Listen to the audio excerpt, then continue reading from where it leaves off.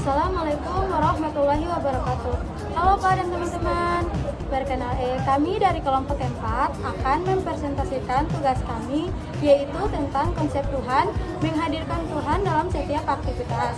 Sebelum masuk dalam pembelajaran materi, terlebih dahulu saya akan memperkenalkan teman-teman kelompok kami, yaitu ada saya sendiri.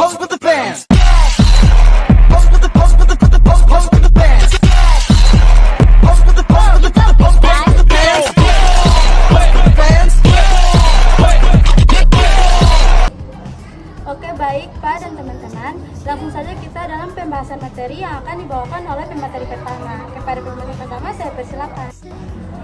Konsep Tuhan dalam agama Islam. Konsep Tuhan atau Allah Subhanahu wa Ta'ala merupakan inti ajaran dan menjadi pusat orientasi bagi umat Muslim.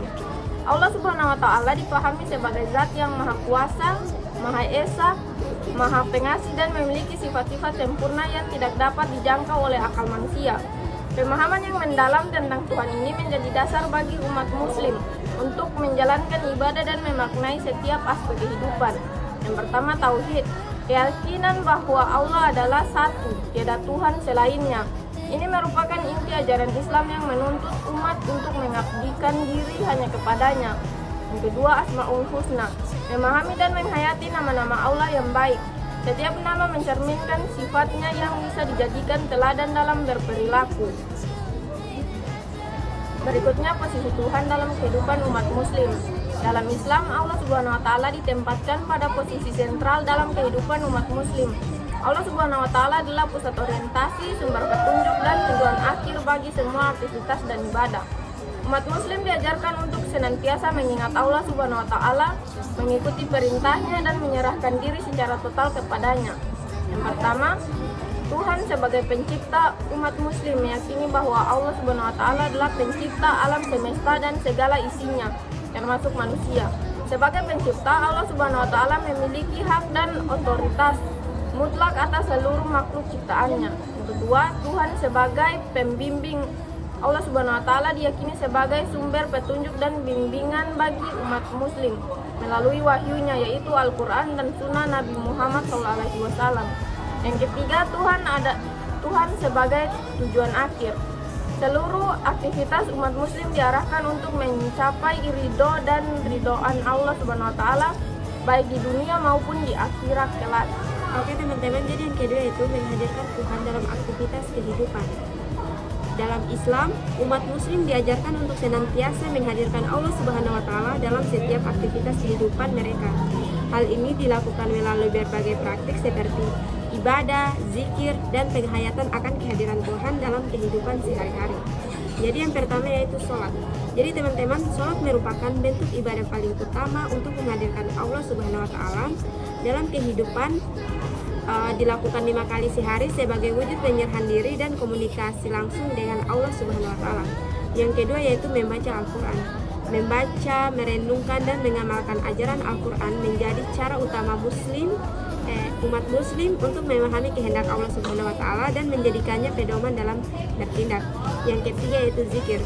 Zikir adalah praktis spiritual dalam Islam yang melibatkan pengucapan atau pengingat nama-nama Allah Subhanahu wa Ta'ala, ayat-ayat suci Al-Quran, atau doa-doa tertentu secara berulang-ulang. Zikir bertujuan untuk pendekatan diri kepada Allah, memperkuat iman, dan menenangkan hati serta pikiran. Jadi, praktik zikir bisa dilakukan secara individu maupun dalam kelompok, dan sering kali disertai dengan gerakan tertentu atau diiringi musik zikir yang khas. Selain itu, zikir juga dipercaya dapat memberikan manfaat kesehatan mental dan spiritual seperti ketenangan batin dan pengendalian diri. Selanjutnya yang keempat yaitu niat. Memulai setiap aktivitas dengan niat yang baik akan tulus untuk mendapatkan ridho Allah. Niat yang benar dapat mengubah aktivitas biasa menjadi ibadah. Yang kelima itu doa. Mengawali dan mengakhiri setiap aktivitas dengan doa menunjukkan ketergantungan kita kepada Allah dan memohon keberkahan dalam setiap hal yang dilakukan. Etika dan moralitas dalam kehidupan. Yang pertama itu kejujuran. Mengedepankan kejujuran dalam setiap interaksi. Allah menyukai hambanya yang jujur. Yang kedua itu keadilan. Berusaha untuk berlaku adil dalam setiap tindakan, baik dalam hubungan sosial maupun dalam bisnis. Yang ketiga itu saling mengasihi. Memperkuat ikatan sosial melalui kasih sayang dan empati. Menyadari bahwa semua manusia adalah ciptaan Allah. Baik, selanjutnya kesimpulan. Penerapan nilai-nilai Islam dalam kehidupan sehari-hari sangat penting untuk menjadikan setiap aktivitas bermakna. Dengan memahami konsep Tuhan dan menghadirkannya dalam setiap tindakan, kita dapat hidup lebih baik dan lebih dekat dengannya. Memperkuat iman dan amal soleh tidak hanya membawa kebaikan bagi diri sendiri, tetapi juga bagi masyarakat luas. Sekian dari kelompok kami, terima kasih.